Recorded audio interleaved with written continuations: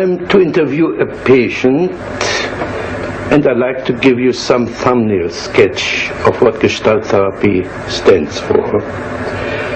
Gestalt therapy is working on an equation: awareness equal present time equal reality. In contrast to depth psychology, we try to get hold of the obvious, of the surface, of the situation in which we find ourselves, and to develop the emerging Gestalt strictly on the I and thou, here and now basis. Any escape into the future or the past is examined as a likely resistance against the ongoing encounter. Modern man has alienated, given up so much of his potential that his ability to cope with his existence becomes badly impoverished. My aim is this: the patient should recover his lost potential. He should integrate the conflicting polarities, understand the difference between game playing, especially the playing of verbal games, on the one hand, and of genuine, authentic, confident behavior on the other. The civil war of inner conflicts weakens the efficiency and comfort of the patient, but every bit of integration will strengthen it. Now, in the safe emergency of the therapeutic situation, I repeat, in the safe emergency of the therapeutic situation, the patient begins to take risks and to transform his energies from manipulating the environment for support into developing greater self-support, that is, reliance on his own resources. This process is called maturation. Once the patient has learned to stand on his own feet, emotionally, intellectually, and economically, his need for therapy will collapse. He will wake up from the nightmare of his existence.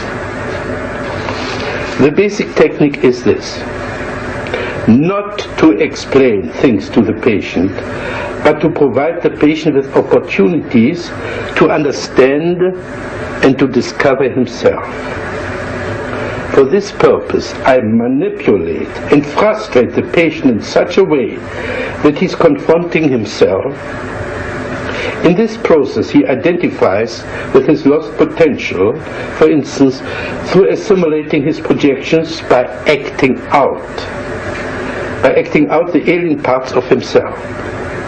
Principally, I consider any interpretation to be a therapeutic mistake, as this would imply that the therapist understands the patient better than the patient himself, takes away from the patient the chance of discovering himself by himself, and prevents him from finding out his own values and style. On the other hand, I disregard most of the content of what the patient says and concentrate most on the non-verbal level, as this is the only one which is less subject to self-deception than his verbal pseudo-self-expression. On the non-verbal level, the relevant Gestalt will always emerge and can be dealt with in the here and now.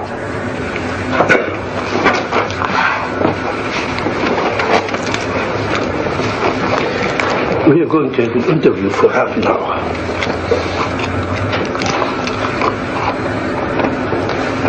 Right away, I'm scared. You say you're scared, but you're smiling. I don't understand how one can be scared and smile at the same time. And I'm also suspicious of you. I think you understand very well. I think you know that when I get scared, I laugh or I kid to cover up. But do you have stage fright? I don't know. I'm mostly aware of you. I'm afraid that you're going to have such a direct attack that you're going to get me in the corner, and I'm afraid of it. I want you to be more on my side. I get you in your corner, and you put your hand on your chest. Mm-hmm. Is this your corner? Well, it's like, yeah, it's like I'm afraid, you know. Where would you like to go? Can you describe the corner you like to go to? Yeah. It's back in a corner where I'm completely protected. And there you would be safe for me. Well, I know I wouldn't really. Well, but it feels safer. Yes. Imagine you were in this corner, and you're perfectly safe now. What would you do in that corner? I'd just sit. Just sit? Yes. How long would you sit?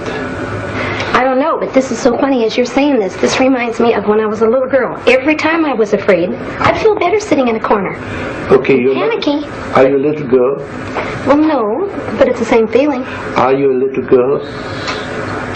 This feeling reminds me of it. Are you a little girl? No. No, at last. How old are you? 30. Then you're not a little girl. No. Okay. So you're a 30-year-old girl who's afraid of a guy like me. Well, I don't even know if I do know I'll be afraid of you. I get real defensive with you. Now what can I do to you? You can't do anything, but I can sure feel dumb, and I can feel stupid for not having the right answers. Now what would it do for you to feel dumb and stupid? I hate it when I'm stupid. What would it do for you to be dumb and stupid? But put it so, like this. What would it do to me if you would play dumb and stupid? It makes you all the smarter and all the higher above me. Then I really have to look up to you because you're so smart. Yeah. Oh, yeah. And butter me up right and left. No, I think you can do that all by yourself. I think the other way around. If you play dumb and stupid, you force me to be more explicit. That's been said to me before, but I don't buy it. I don't believe it. What are you doing with your feet now? Wiggling.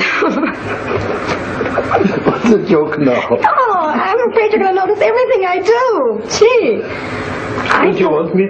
I want you to help me become more relaxed, yes. I don't want to be so defensive with you. I don't like to feel so defensive.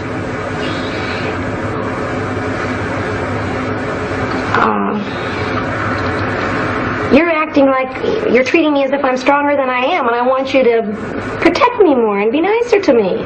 Are you aware of your smile? You don't believe a word what you say. I do too, but I know you're going to pick on me for it. Sure, you're bluff, you're phony. Do you believe you're meaning that seriously? Yeah. If you say you're afraid and you laugh and you giggle and you squirm, it's phony. You put in a performance for me. Oh, I resent that very much. Can you express it? Yes, sir. I most certainly am not being phony. I will admit this. It's hard for me to show my embarrassment, and I hate to be embarrassed. But boy, I resent you calling me a phony.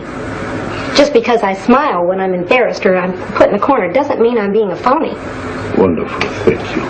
You didn't smile for the last minute. Well, I'm mad at you. That's right. You didn't have to cover up your anger with your smile. Now, in that moment, in that minute, you were not a phony. Well, at that minute I was mad, though. I wasn't embarrassed. In other words, when you're mad, you're not a phony. I still resent that. I'm not a phony when I'm nervous. Again. I want to get mad at you. You know what I'd like to do? I want you on my level, so I can pick on you just as much as you're picking on me. Okay, pick on me.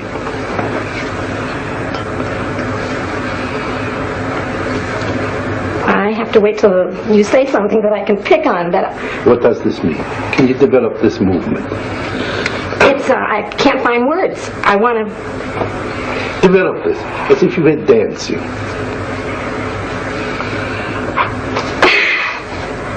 I want to start all over again with you.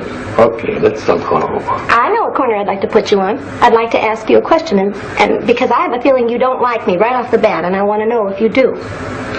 Can you now play FRITZ PERLS not liking Gloria? What would he say? He'd say that she's a phony, for one.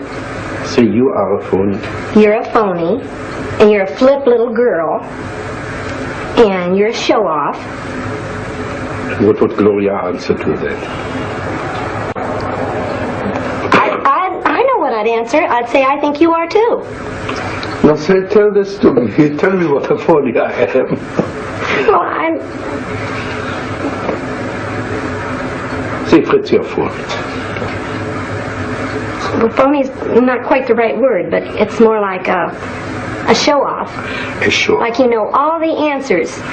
Yeah. And I want you to be more human, and that doesn't seem very human to me. To know all the answers is not very human. Yeah, to right away find out how I'm kicking my feet, and why am I doing like this? Why are you doing like that? Oh dear, I've got eyes, I can see you're kicking your feet. I don't need a scientific computer to see that you're kicking your feet. What's big about that? You don't need to be wise to see that you're kicking your feet. I know, but it seems like you're trying to find some reason for it. I don't. It's your imagination. Okay, I know what I'd like from you. Can I tell you what I'd like from you? Yeah. I'd like you to be aware that I'm kicking my feet, and to be aware that I'm giggling when I'm really nervous, and accept it instead of putting me on the defense of having to explain it. I don't want to have to explain why I'm doing these things. Did I ask you to explain it? You said, why am I? Or what am I doing? No. Well, what am I doing, you said. That's right, kicking your feet. I didn't ask you to explain it. It's your imagination. It's not this Fritz, it's the Fritz of your imagination. It's a big difference.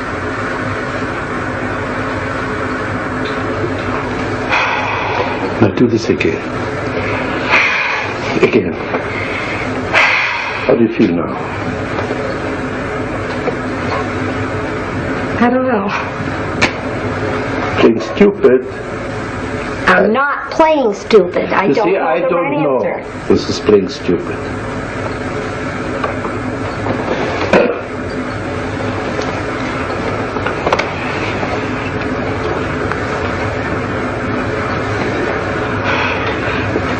You did something with your hair there. Is by any chance something in my hair what you object to? No. No. Okay. No, but your hair and your features go along with the feeling I had about you earlier. I had a feeling I could be afraid of you. And you're the type of person that seems like you demand so much respect, and so you're...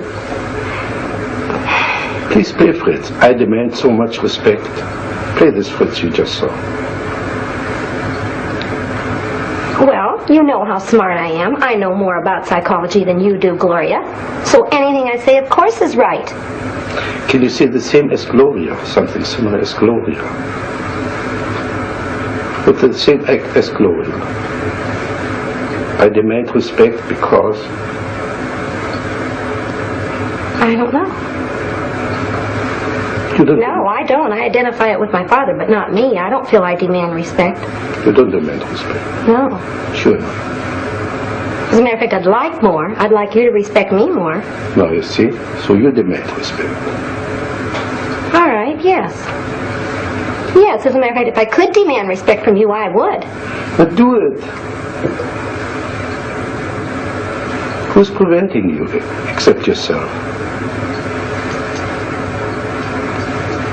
Because I feel if I get myself out on the corner, you're going to let me just drown. You're not going to help me one bit, and I know that I can't quite come up to standards with you. What should I do when you're in the corner?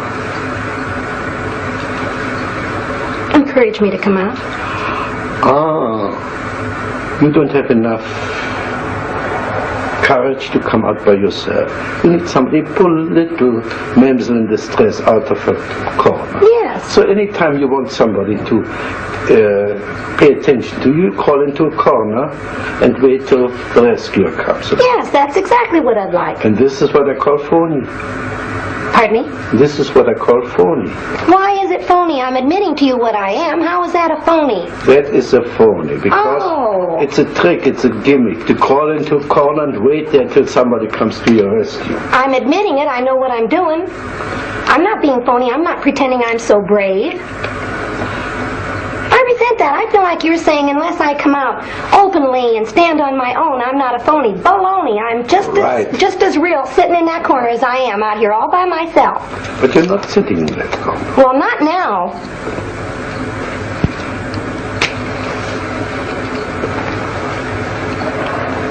And besides that, it's like passing judgment when you call me phony. I just hate that anyway. Now we're getting somewhere. I call anybody phony who puts on an act. And if you like somebody and you want to meet this person, to go to this person, tell him, I would like to meet you, I would call not phony. But if you coyishly go into that corner, waiting to be rescued, this I call phony. This I call phony. And I still think you're judgmental. You know what I have a feeling? You've never felt this way in your life. You feel so secure that you don't have to feel. Anybody that does something like this, you're going to pass judgment on their being a phony. Well, I resent it. Good. Now play Fritz passing judgment. You are. You're sitting up there in your Play big old Fritz. chair. I am Fritz. I pass judgment. Pass judgment on me now. I don't feel close to you at all, Dr. Pearls. I feel that's phony. I feel like you're playing one big game. Right. Sure, we're playing games, but in spite of the games, I think I've touched you now and then. I think I hurt you when I called you a phony. Well, of course you did. And I think I hit a bullseye. That's why you feel hurt. I don't know. All I know is when I feel the way I feel with you right now, it's like you don't have feeling. Now, exaggerate this. What you just did. That's it. Now, talk to me like this. I can't. I want to laugh. I'd like you to be younger than me so I could really scold you. How old must I be? My age, 30. Good, I'm 30 now. Imagine I'm 30.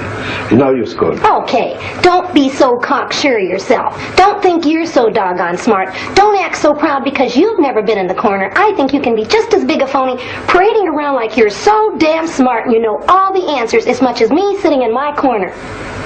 Oh, and I like the feeling of you being younger. Yeah. I'd like to embarrass you. Yeah. Embarrass me. Well, Tell me what you wouldn't get embarrassed. You seem unaffected. Tell me, embarrass me. Tell me how old, how ugly I am. You don't look old and ugly, you look distinguished. And that's all the more on your side. If you look so distinguished, then see. That's more on your side, too. Well, Gloria, can we say one thing? We had quite a good fight. No, I know. No.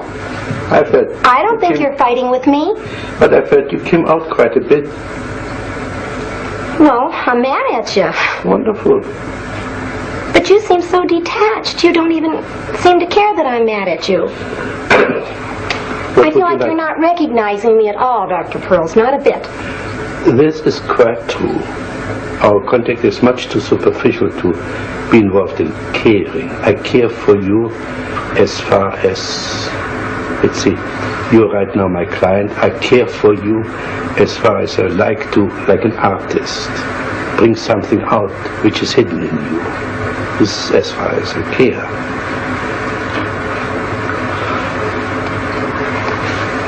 Well, I'd like to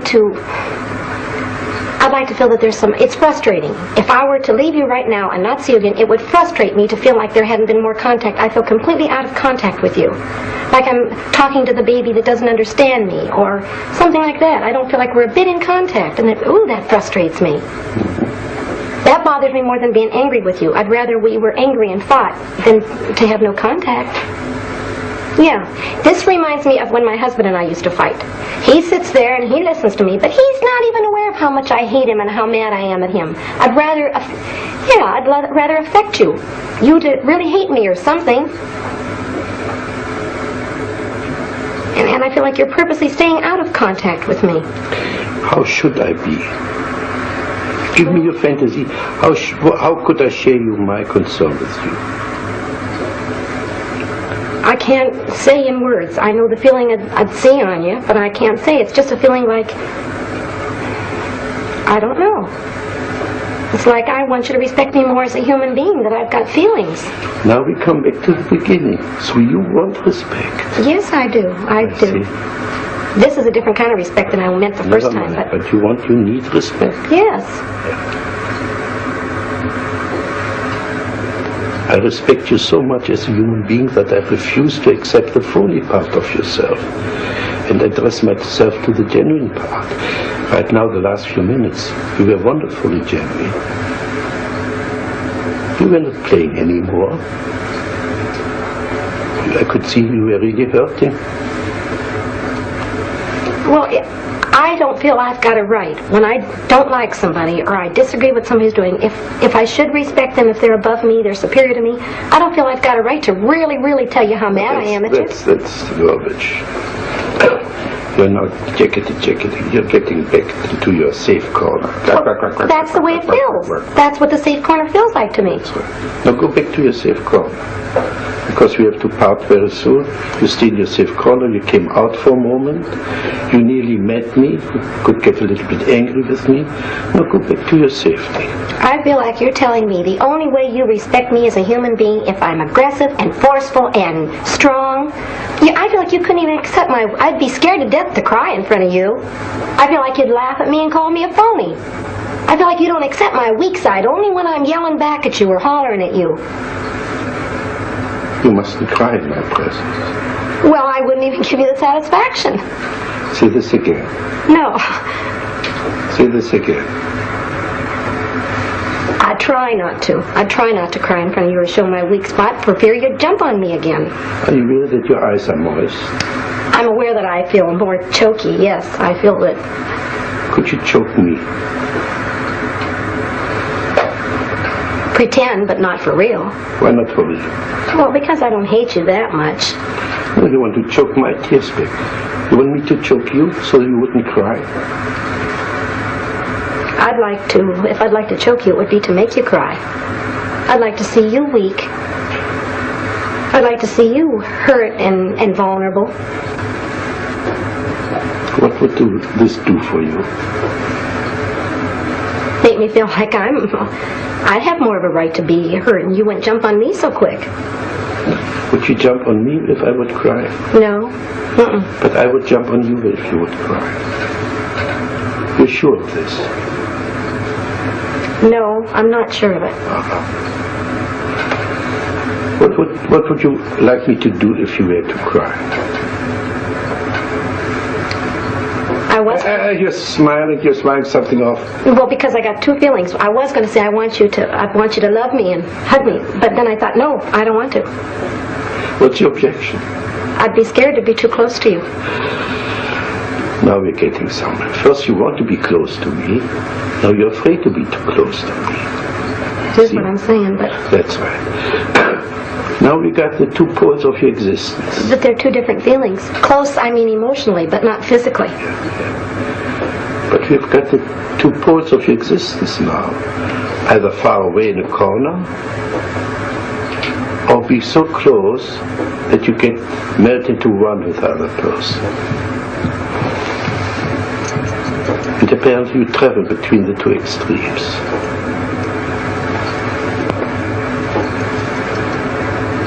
I do. You know what I'm thinking? When I am really hurt and really upset about something, and I want someone to love me, like my girlfriend will do it a lot, and she'll come up to hug me, I don't want it. Exactly. See? That's what I'm talking about. You cannot sustain contact. Okay, this is garbage. What are you afraid if you were too close to your girlfriend, if you let her hug you? The only thing I'm aware of is, like when I perspire, it embarrasses me that she'd feel how wet I am, and that she'd hold my body up close, and I don't know. Just... Are you aware of your facial expression, that kind of disgust? Yes. Yes, I am. Do this more, please. Again. It's icky. Again. It's just icky. I can just feel what it is. I don't like it. Can you say this to me, Fritz? You're icky.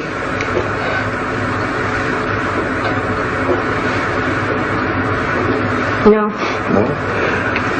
What's the difficulty? Because I feel like if you really believe me, that would hurt your feelings. Oh, you mustn't hurt my feelings. Well... I thought I was so indifferent, as you said before, that nothing could touch me. No. Now you suddenly discovered a way to touch me, isn't it? Well, you know what I believe? I believe you're the type of person sort of like me, that you act like it wouldn't hurt your feelings, but it really would. You act strong, but you're soft and vulnerable inside there, too. I think your feelings could be hurt, sure. But I don't think you'd show it very easy. What would I do? How would I conceal my feelings? By turning it back on me? By saying, now, what did you get from that, Gloria? You turned the whole thing back on me instead of showing how hurt you were. Now, can you say this to Fritz? What did you get out of this, Fritz? Say this to me. What'd you get out of what? What you just said, just a sentence. Sure, I know what you'd get out of it. If I said, what did you get out of this, Fritz, you'd say, nothing. It didn't bother me. It was you that did it. You still wouldn't let me know you were hurt. But I know what it would be if you told your true feelings, that you didn't want to show your hurt, so you covered it up. Same way with me in the corner. Now, if I were hurt, if I would cry, what would you do with me? You wouldn't be so superior to me. You'd be more vulnerable, and I could pacify you and make you feel better. You could hug me. Yes. And I could be the baby. Yes. Yes. I'd like that. You'd feel more on my level. I wouldn't have to feel so dumb with you. And the other way around, you would have to be my baby. If you would cry, you would like to play the baby and be comforted and hugged and poor thing. Well, I'd like that too. But I'll tell you something, Gloria. I think we came to a nice closure. I think we came to a little bit of understanding. I think we finished this situation now, all right? All right.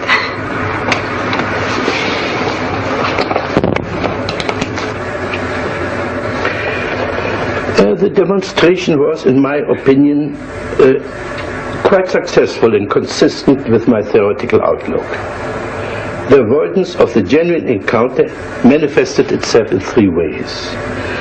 The patient was first taking control by putting on a smiling, sophisticated, phony mask of oscillating between a pretense of being frightened and yet at the same time having me figured out, thus being or believing to be fully in control of the situation. Secondly, she was withdrawing by fantasizing of hiding in a corner. Thirdly, she was blocking the real encounter of melting through crying, which then would have been the real emotional meaning of this meeting. The patient was capable of identifying herself with several fantasies she had projected onto me. This was especially evident with regard to her initial denial for a need to be respected. The need for environmental support started to come out besides her need to get respected. It was verbalized in a wish to be cared for, rescued from the corner, and so on. I broke off the session when the first tears began to appear. She began to play the role of the lonely child and apparently wanted to be hugged and comforted. But here too the assimilation of her projection began to work, and she began to experience holding me like a baby.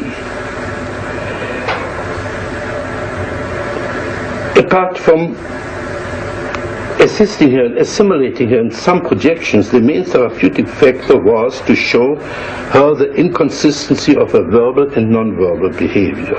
For instance, saying that she was frightened and smiling at the same time. A frightened person does not smile. Where I feared was in the direction of her embarrassment. This embarrassment was protected by her brazenness and anger. To get to her existential embarrassment, we would have to work through and eliminate the phoniness, that is, the ease with which we can superficially assume any role that is required for a specific situation. This pseudo-adaptation is her way of coping with life. This is about what I got out of this session.